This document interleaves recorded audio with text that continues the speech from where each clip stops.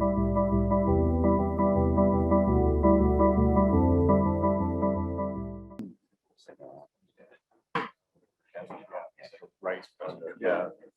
right, I'm going to call the committee of the whole meeting to order for Monday, July 19th, 2021. Roll call, please. Mayor Gaffino. Here. Trustee Curtis. Trustee Gately. Here. Trustee Lowry. Here. Trustee Nedved. Here. Trustee Salazar. Here. All right, thank you. Audience comments.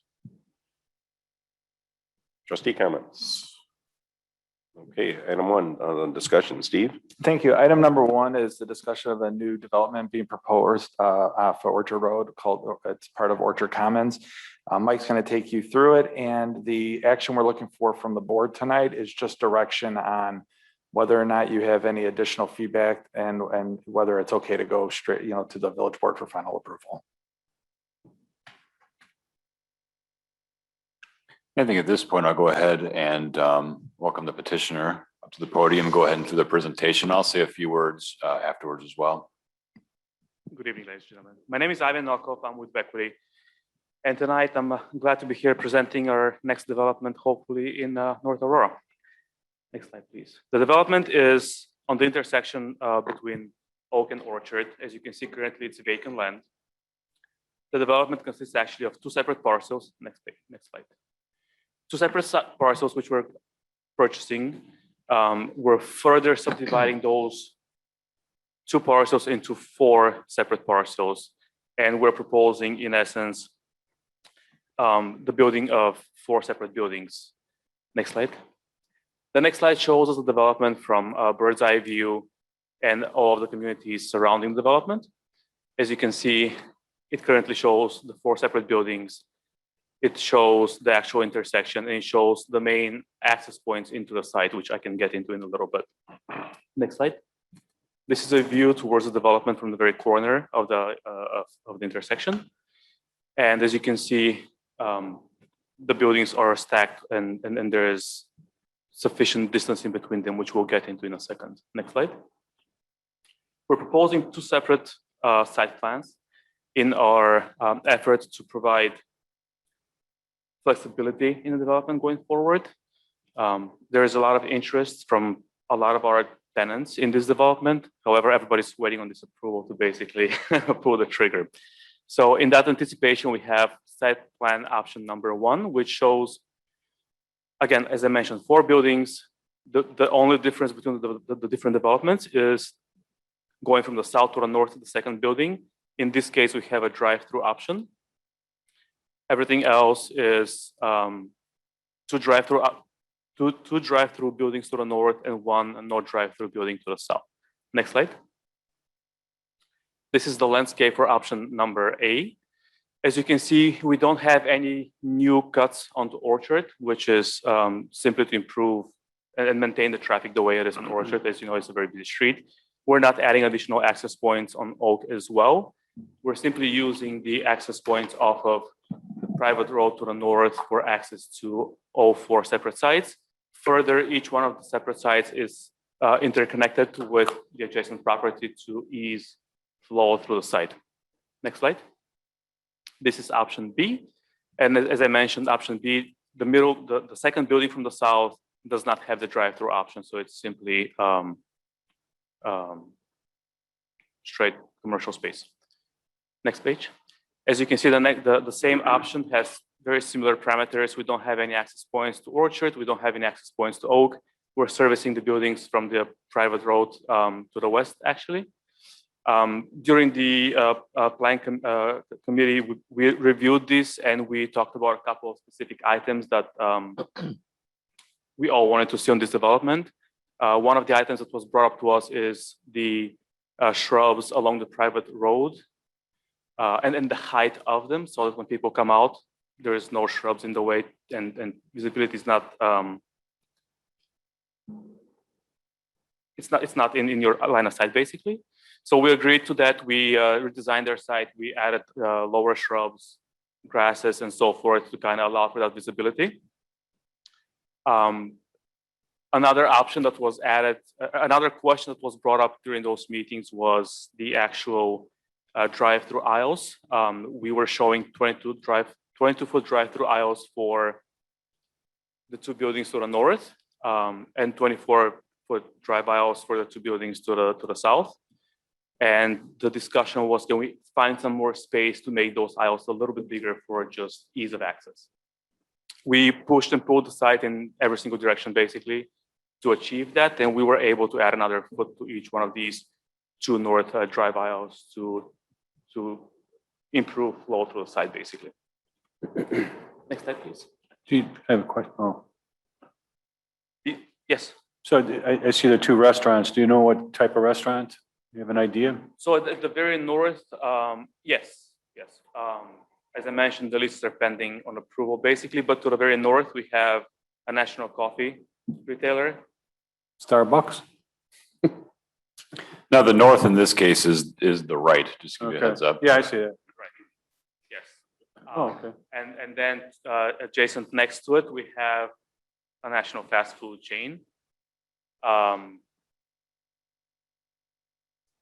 Technically, I'm not supposed to say the names under the NDA, but it has been discussed. National fast food. Are we allowed to talk about the national fast food or which restaurant? Can't say. He can't say. I technically cannot say the name, but it has been Okay. discussed here at the committee. So Okay, we'll figure it out. it's Are these going to be all drive-through chain restaurants?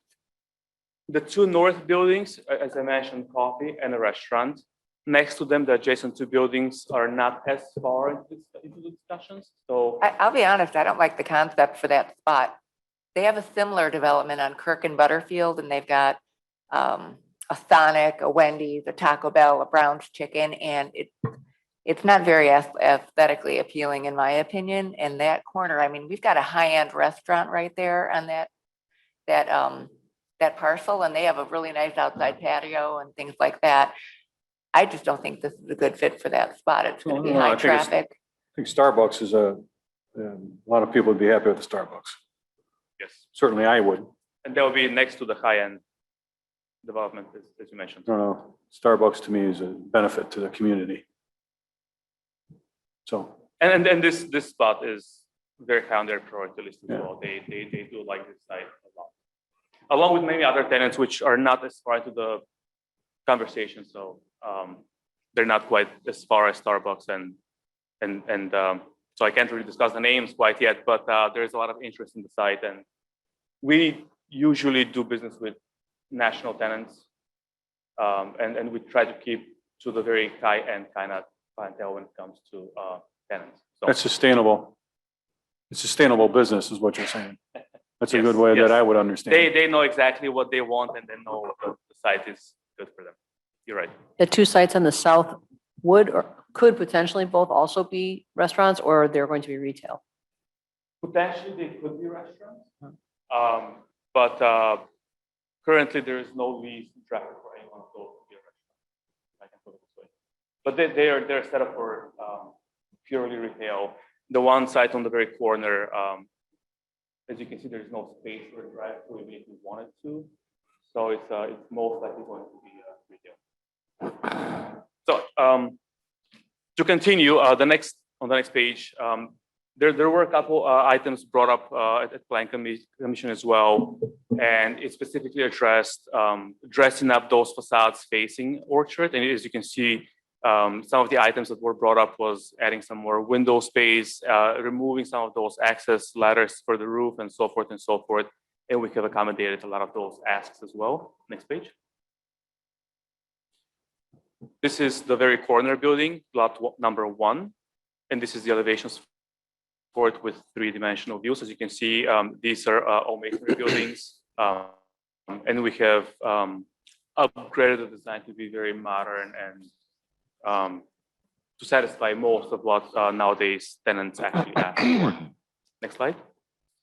This is the second building, option 1. Same concept. This is the concept with the drive-through lane, but again, you can see it's a masonry building, updated facades to kind of match the nowadays standards. Next slide. This is the option B, which is the no drive-through option. Next slide. This is, as I mentioned, the fast food restaurant, and the last page is, as we mentioned, Starbucks. Next page.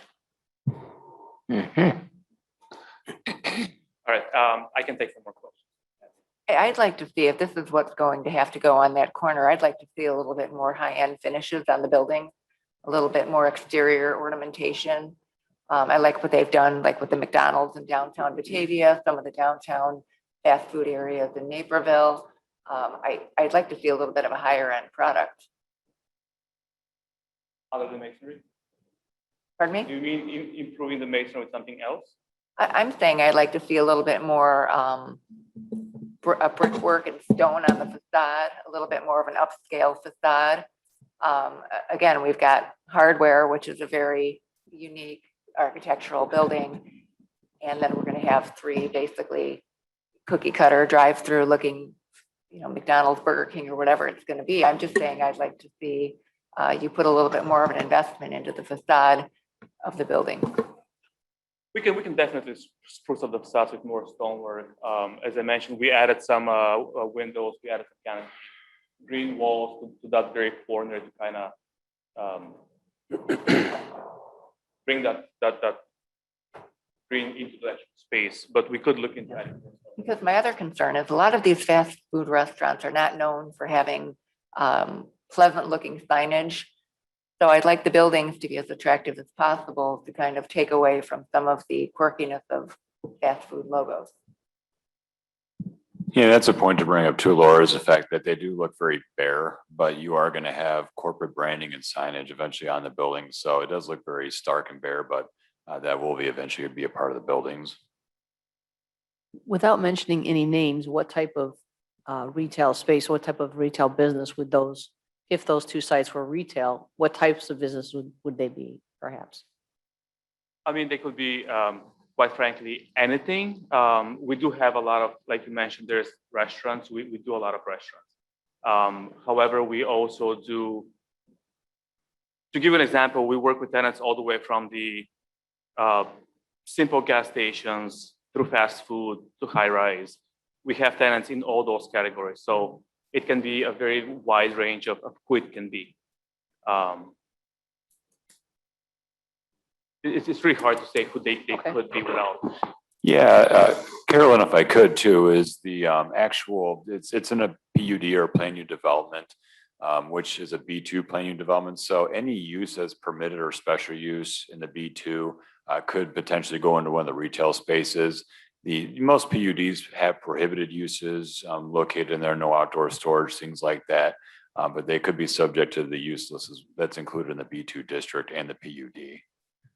Well, if the buildings are only 2,000 square feet, I mean, there's a limited retail use for that small amount of square footage. So I don't see that there's anything other than Correct. fast food or small office. It's going to be a Starbucks or Wendy's are actually a little bigger as well. You mentioned Wendy's.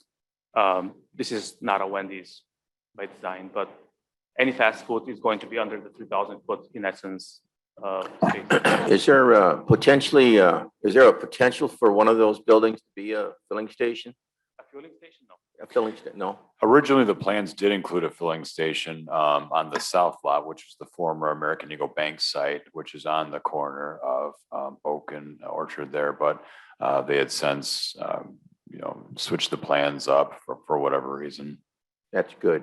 I did have a chance to speak with the owner of the restaurant that Laura mentioned, and he had no problem with the development as long as there was no filling station. So I just wanted to ask, make sure that because you mentioned that you'd also do, you've done things with filling stations in the past. So We can do many things. Yeah.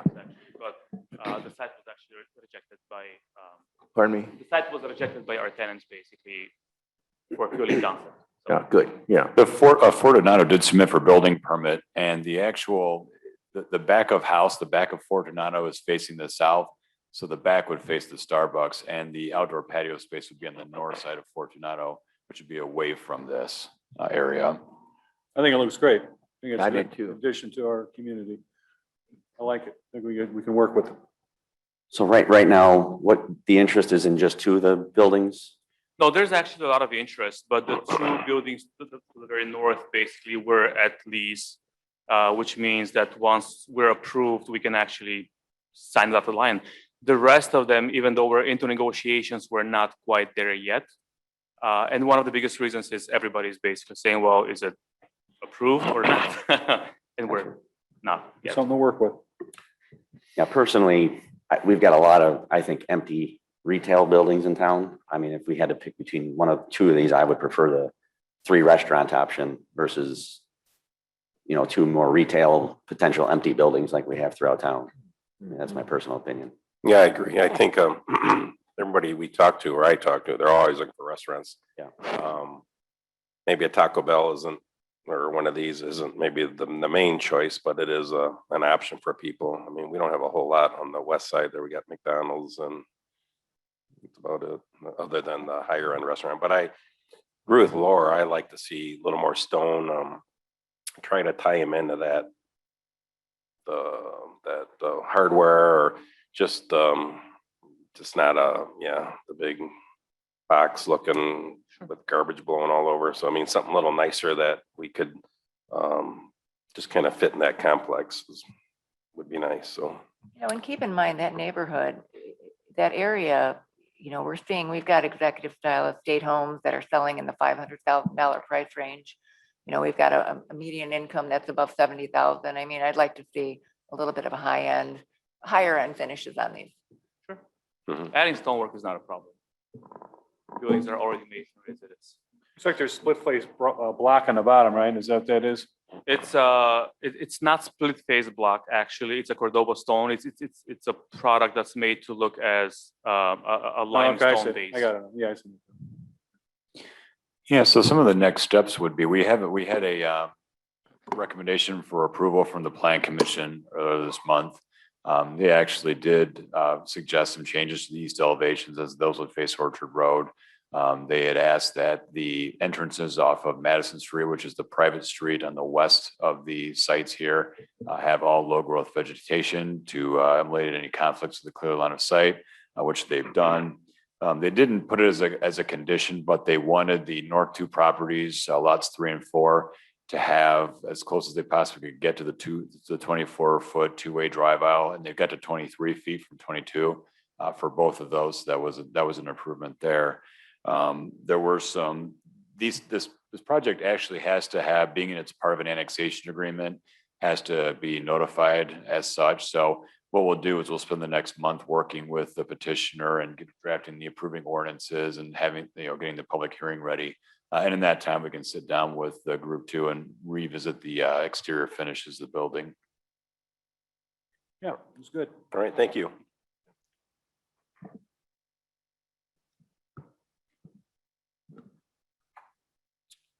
Okay, item 2, Oberway's Warehouse, Steve.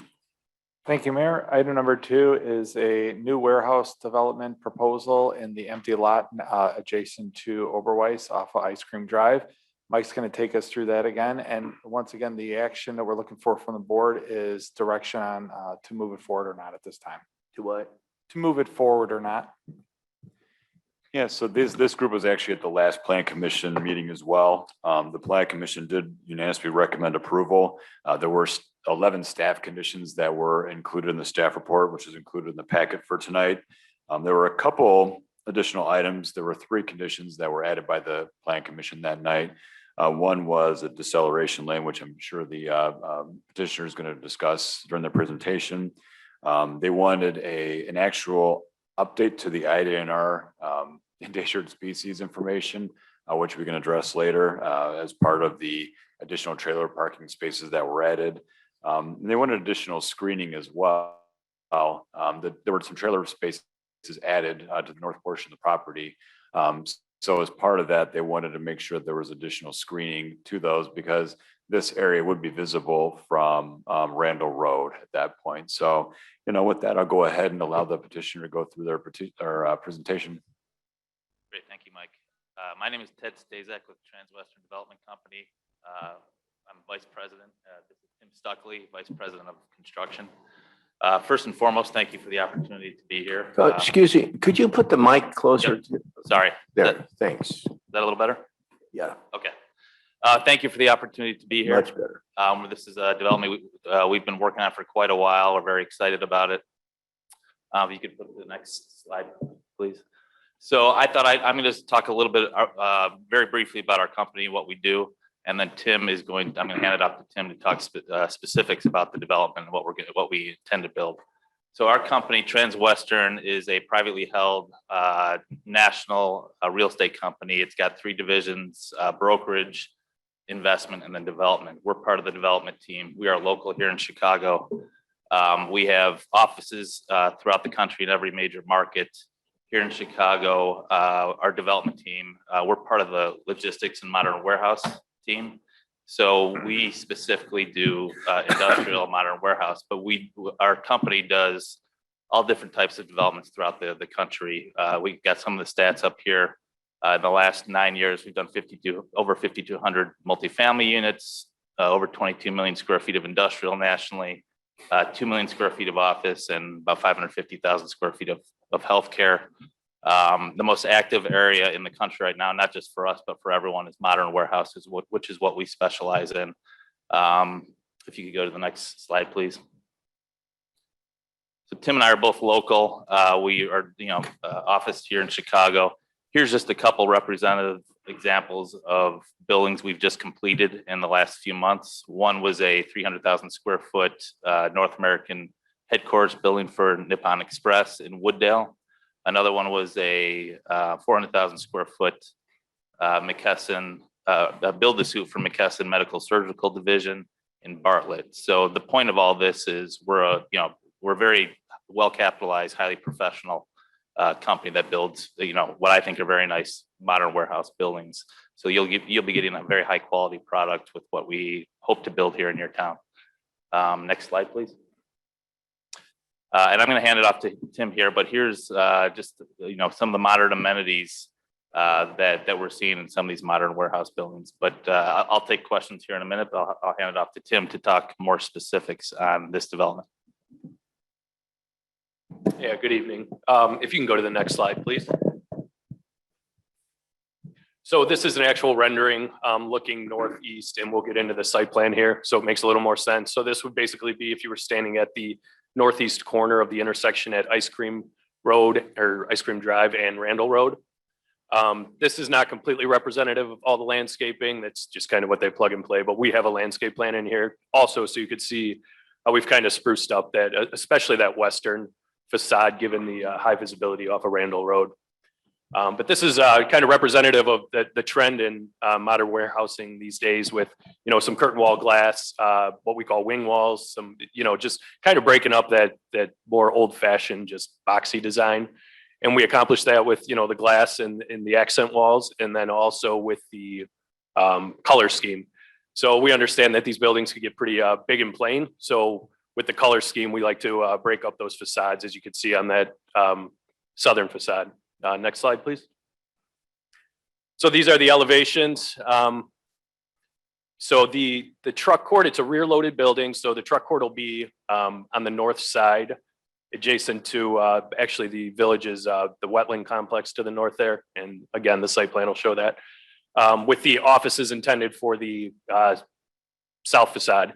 So we have office corners, as we call them, set up for the southwest and the southeast corners. And we have the ability to add another one in the center. We could just design the precast panels to where they could be knocked out, add some glass, and add a nice entrance in the event the building went to over 2 tenants. Next slide, please. So this is the basic site plan, and we'll get to the, if you could just go to the next one, actually, we added the landscaping one. This one will be a little more representative. So again, the auto access for employees will be off of Ice Cream Drive. You'll have 2 entrances, one in the center there, and then one on the far east side, which will also be a shared truck entrance. So the intent is for trucks to use Ice Cream Drive, come in off that access road on the east, swing around to the back. It's preferable for truck drivers to back looking over their shoulder out of the driver's side. So the site flows very well with that intent. There would be trailer parking stalls for the tenants to the north there. And as the resident earlier had some concerns, we've addressed that with some more evergreen trees along that northern perimeter to really provide some screening, especially given traffic coming south on Randall, just it'll look nicer visually. So we'll break up that back auto or trailer parking. And then there's also a secondary entrance in the northwest corner there. That's a right in, right out. One thing that Mike had mentioned, this does not reflect the decel lane on Randall Road. So as you come north through the intersection on Ice Cream Drive, we've got that in the works right now with our engineering. We will add a turn lane just so trucks could get out of the way of traffic if they're making that right turn into the rear of the building. Another one of the concerns, as Mike had mentioned, was the landscaping buffering. So we've gotten really dense with the tree placement on that north side there. And luckily, just north of that is the wetland, so it'll kind of flow naturally into the landscaped areas. And then the other concern was the IDNR letter, which basically does a scan of the area to make sure there's no endangered species that we have to be aware of. That is getting updated just to have a fresher date because we did revise the trailer parking on this site plan. So we will have that, as Mike stated, as we're working through WBK for the engineering plans. And then that western facade that I was speaking to earlier, Randall Road's got a 50-foot setback there, a landscape buffer. So we've, at one point we were proposing maybe some additional auto parking, but it appeared to be in the best interest to just do some additional landscaping, just so you get some separation from Randall Road to the western facade of our building. Next slide, please. This is just a final plat of subdivision. So essentially we're purchasing just lot 1, which is the western portion from the Oberweis family. Lot 2 is going to be held by Oberweis. They're going to maintain control of that. And they may have future plans for a building there. And then lot 3 is our detention parcel, which there will be a joint agreement between lot 1 and lot 2, just for maintenance to make sure, kind of like a mini HOA, just to make sure maintenance is getting done and everyone's paying their fair share based on how much drainage is required for each lot. But the pond is built to accommodate both lot 1 and lot 2. Next slide, please. I think that might be, yeah. Then any questions? How far will the north end of the building be from the residential, the apartment complex? So just to get an idea, I'll just do a quick estimate. Because you're going through the wetlands there to get, I think it's the Courtyard West Apartments to the north. It looks like the closest building will probably be around 1,400 feet away. And there is a detention area and wetland between what would be this site and those properties to the north. The items for consideration tonight. So, as part of the development, it's an industrial development that is in excess of 2 acres in size. So it's required to be a planned unit development. In this case, you have a multi-lot PUD, which PUD is adopted by the special use process, hence the public hearing process. Also too is the site plan review associated with each lot, well, actually in this case, lot 1, which is that 173,000 square foot building that was shown. One of the requests they had made from a zoning perspective, a small deviation on the lot 2, which was the lot between the warehouse building and then the existing building. They were requesting a 0 setback line on the eastern portion there. Just to allow a bit of flexibility in design for the placement of that building. Staff is supportive of that because being a PUD itself, you have greater flexibility because you're working through multi buildings. In it, you can have shared access drives, shared stormwater detention facilities, and they would still have to meet the front and the rear yard setback with that and the west setback. So the Plan Commission did recommend approval, and again, it was subject to, I think, a total of 14 conditions. Mike, I have a question with the 0 foot setback. That's the western side of the building that would be on lot E, right? Yeah, Dave, if you don't mind, could you bring the site plan back up or the landscape plan, whichever?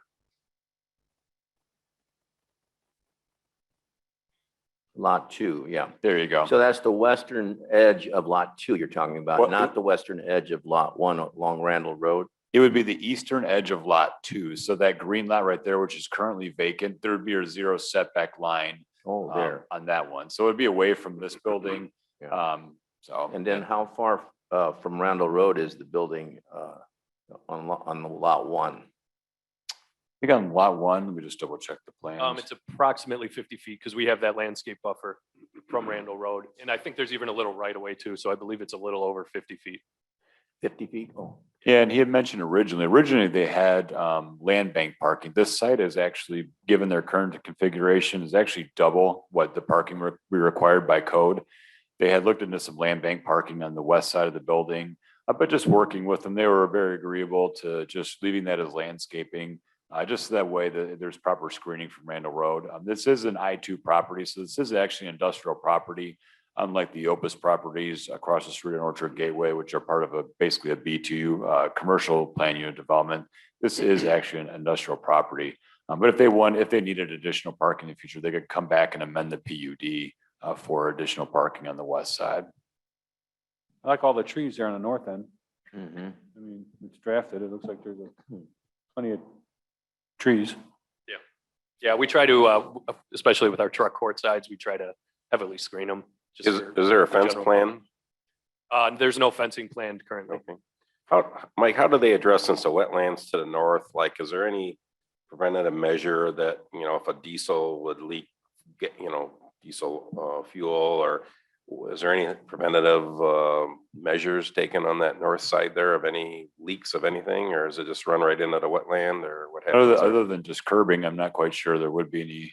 I'm just wondering if there was with IDNR and wetlands and all the specifics and.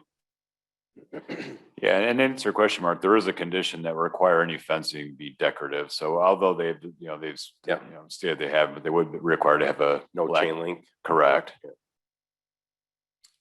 Is the idea for trucks to enter Ice Cream Drive and exit out on Randall? Is that the idea, or? Ideally, they would probably go back out on Ice Cream Drive because we're anticipating most of the traffic will probably go west. Okay. They'd be right in, right out, so they'd be going east to the 31? They would be going west on Ice Cream. Oh, west, okay. Yeah, towards. That's even better. My concern would be Airport Road with a lot of truck traffic. Yeah, from talking to, and then also just the way Google Maps takes you, but from talking to the broker that we've been working with on this, he thinks highly likely the vast majority of traffic will come off of Orchard if you're coming off of 88, because it's just a little bit easier. Yeah. You don't have to loop south like you do off of 31. So it's highly likely that They'll be going on Orchard will be the Orchard. main It's better, risk yeah. of this. Yeah. Okay. The Plan Commission did bring up a concern at one point that traffic could turn right going northbound on Randall. And there was some concern that they would go to Oak Street, but I think everyone figured out that that's highly unlikely that a truck would go that convoluted of a way to get back to 88. Anything else? Good. Looks good. Looks good. Yep, thanks, yeah. Sounds good. Thank you. Okay, item 3, Steve. Item number 3 on the agenda is body worn camera purchase. And the purpose of this conversation tonight is we have a purchasing policy that dictates different ways that we acquire goods and buy acquire services as well. With the body camera purchases, we have a unique situation here in that it's a highly technical process. So the chief is going to go through a plan that we think is good for how we want to select our body cameras for our officers. Thanks, Steve. Since last fall, we've been researching the purchase of body worn cameras for all of the officers. Since then, as you probably know, the Illinois legislature has passed the bill that makes it mandatory for police officers, all police officers on the department, including myself, down to wear body cameras to record their interactions with the public. For an agency our size, it's not necessary until January 1st, 2025. However, staff would like to see us move forward on the purchase ahead of that deadline so that we've got them, they're ready to roll. And just the way things are nowadays, I think it's in our best, police department's best interest and the village's best interest to have those as soon as we can. We've done some initial research and identified 3 main body camera companies that meet what we believe to be the current minimum requirements for the body cameras. However, due, like Steve said, to the technical nature of the project, staff would like to hire a Chicago area company called Marketplace to assist the department in selecting a body camera company. We believe that hiring a company such as Marketplace will help ensure that staff is aware of all the features available in the body camera industry and help identify any other companies that we might not be aware of that can provide body camera systems that meet our minimum requirements. Marketplace will do the research based on our recommendations as to what features we want for the cameras, as well as the software, storage, and things that go along with it. We feel that by using Marketplace, a business which has a background in body-worn camera research and vetting, that we'll be able to make the most informed recommendation to the village board when it comes that time. Marketplace does not get paid by us, but rather they take a percentage of the sale from whichever company we decide to go with. I know recently the city of Aurora happened to use Marketplace to successfully assist them. As you've probably read in the papers that they're spending about $2 million on their camera system. And Marketplace did most of the research for them. So I'm just bringing it to you tonight to kind of get a direction, whether you think it would be worth using this Marketplace, or if you would rather see the police department research it and look into it. But personally, I feel that if you can get people that that's what they do, basically. They know what companies are out there. They know what companies have the features that we're looking for to make an informed decision, because, you know, we don't take this lightly based on the technical nature of it, the money involved.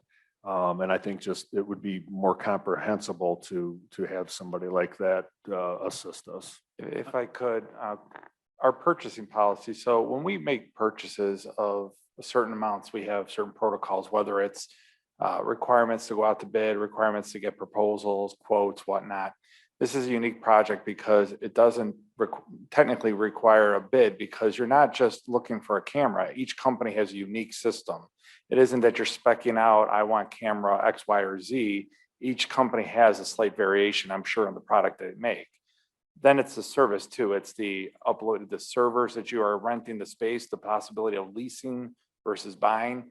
So when you look at all of that in totality, you look and say, okay, well, maybe a proposal process is a better way to go. Ultimately, a proposal process is just going to identify companies, and then we're going to have to vet them out anyways. And the problem with the proposal process a lot of times, and Dave Arndt will attest, our IT manager, when he writes technical proposals, sometimes if you're not an expert on exactly what you're speccing out in the proposals, you're not sure you're asking for the right things. So what you do in this case was we had several conversations about using this company because there's no cost to the village. The benefit would be is that you have a company that goes and does this on a large scale.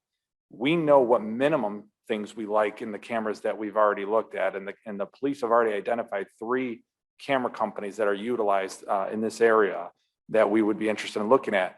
What we want is for this company to tell us that we haven't missed anything. We want to get this right, and we want the best camera company that suits the needs of the village and meets and everything that we want in it. So in order to do that, we feel you need to have an expert actually show you what's out there that we may not even know about. So that's really part of what's driving this. Have you had good feedback regarding Marketplace company from other?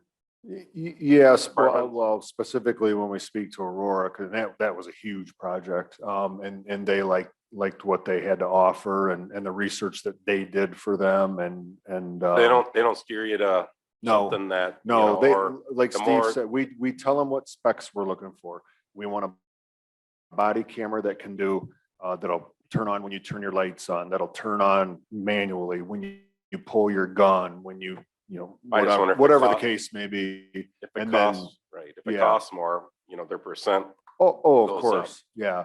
But So- that's why you just give them the parameters, and then they'll find the companies that do those things for you. Ultimately, the choice is up to Right, no, I us. understand that, and- but and- they get and you guys. they get a kicker for whoever you get it from for it Sure. to work, yeah. Oh, yeah. 100%. And if it, where we're at in this process right now and the companies we've vetted, I think it's safe to say that the company that we internally like so far that we've looked at 2 or 3, is probably going to be the most expensive company. And so I'm just throwing that out there now. We want to get this right. We want to make sure even if it costs more money, we want the camera system that's going to work best for the village. Does the This is highly company, important. this consultation company marketplace, do they also just look for the lowest price possible too? Help you with the pricing on it as well? They're going to go out and spec everything that we're looking for and show us the other things that we may not know about. And then we're going to send those specs to those companies and try to get the best pricing. Ultimately, at the end of the day, yes, the downside is, if there was a downside is, the upside is we don't pay anything, but the downside is you could possibly be paying something in the sense that a company knows that they now have to pay market-based a percentage. Yeah, So that's- that would be the pro and the con. I'm sure you're paying somewhere. I think it's great. I'm I sure think you're it's paying worth it, somewhere. yeah. Yeah, I think it's worth it. I think that Yeah. that the concern is that they're going to steer you to a certain company because they're going to get a certain percentage or whatever, but I still think that it's well worth it to have experts. You say what you want, they go out, they look for it, and then they present it to you. And that seems to make sense to And me. I think the intent right now is to bring back, I mean, in my knowledge, there's no reason that we would go straight to the board with a purchase. I think what we want to do is actually get the board comfortable because this is more than just a purchase. It's a major decision in the operations of the village. This is something that is new that, we want to do, but because of just the sheer magnitude of having body worn cameras and what that represents, we want to make sure we get it right. So we want to go back to the cow and show you the results after we go through it and really vet it out. And it's my hope that the company, when they're working with us, kind of lays that out, the pros and cons of even the companies that are less expensive, like, oh, no, they met your minimums, so they're good too.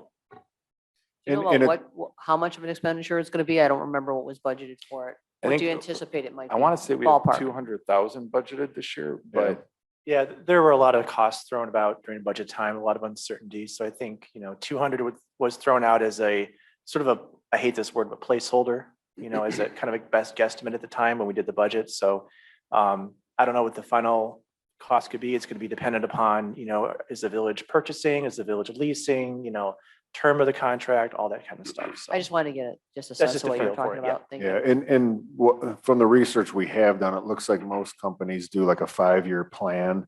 Like, for example, if you lease the stuff so that, and I'll just use the $200,000, it would be broken down over 5 years. It isn't one large lump sum at one time.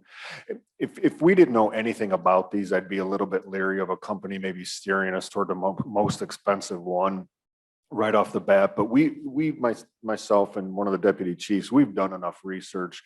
We know enough of what we're looking for and looking at that we just need them to kind of compare basically some of the companies that are out there that we may not be aware of and the features that they have. is leasing the way to go? Is that what most departments are doing? or- I don't know. We got to look more into it. It makes sense when you say technology. I mean, Yeah, 2 years later, they're. yeah, the benefit with that is on a couple of the companies, after I believe it is the 3rd year, you get all brand new stuff. And if something breaks, they send you a brand new one right now. that's So- kind of the way we started going with the technology, even at Village Hall when we did the phone systems. It was the same thing. By signing a lease, they're literally giving you updated hardware Yeah. more often. Yep.